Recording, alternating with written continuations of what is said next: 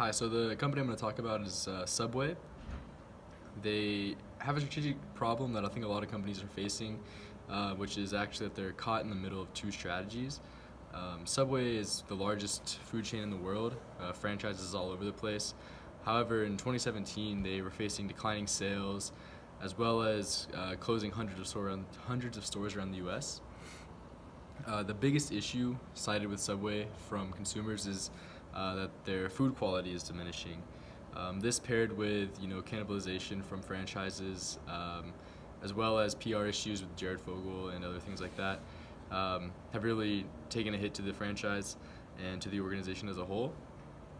The thing that I'd like to tackle the most is the food quality issue and their branding and marketing and how it creates this issue with whether the company is a low cost producer of subs or whether it's a healthy option going for this more niche market. And I think that's the main issue. They're caught in between these two strategies.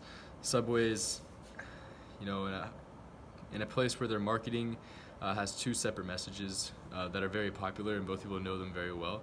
One being Eat Fresh, which implies that there's going to be a high quality product with a lot of health benefits.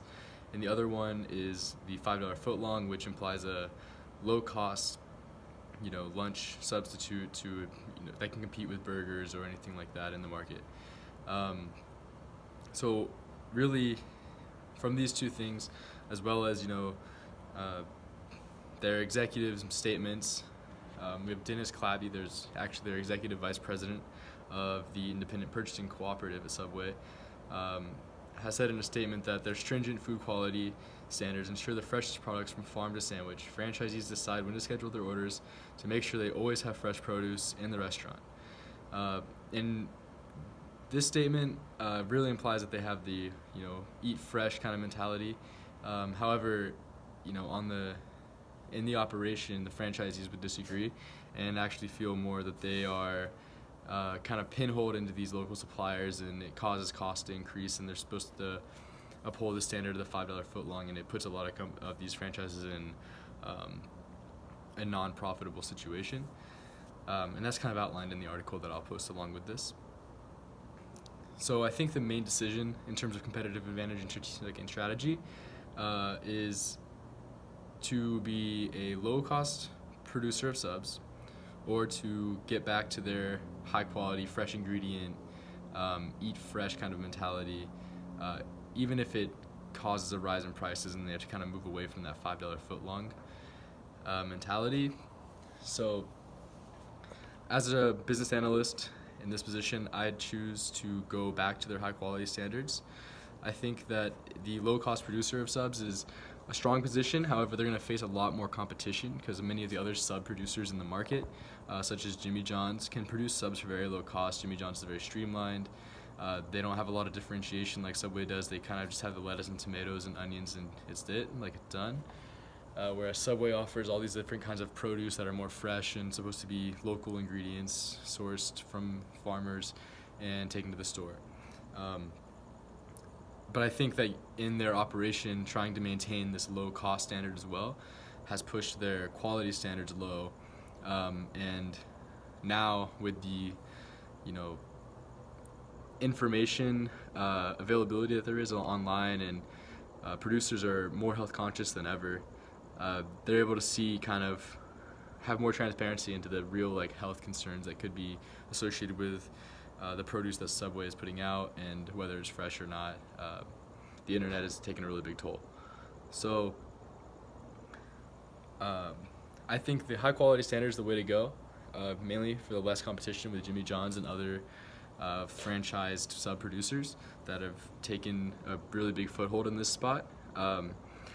Subway's main competition as a high quality producer of healthy foods would be mainly these local salad places or vegan restaurants that pop up locally that source from farms and more vegan style cuisines. But I think that these are very high priced compared to Subway, and Subway's economies of scale will be able to overtake them and take the foothold in terms of that market, and going for the average American that's looking to eat healthy. Not to mention Subway's spent years building this brand of Eat Fresh. You see the slogan everywhere and everybody knows it. So moving back to that would be a really easy step in terms of utilizing their intangible assets to get back to their strategic advantage. And in general, like I said, with the information availability and people looking to eat more healthy over the past years, as data has shown, I think people are more willing to pay for the quality than they were in the past. And myself, as somebody that tries to eat healthy, I wouldn't mind paying $7 or $8 for a sub if it's of good quality, has the right vegetables. $5 per sub over the past 5 or 10 years that Subway's been offering, it makes sense that the price is going to go up as time goes by and as these supply chains get harder to maintain. So I think moving back to this strategy, they'd be able to increase their demand, get rid of any cannibalization that they face with their franchises, and the stores get back to profitable. Currently, one of their initiatives is to redesign the stores and hope that this brings in more customers. However, I think that strategy is not quite as strong, and that they should move more towards this one in the future.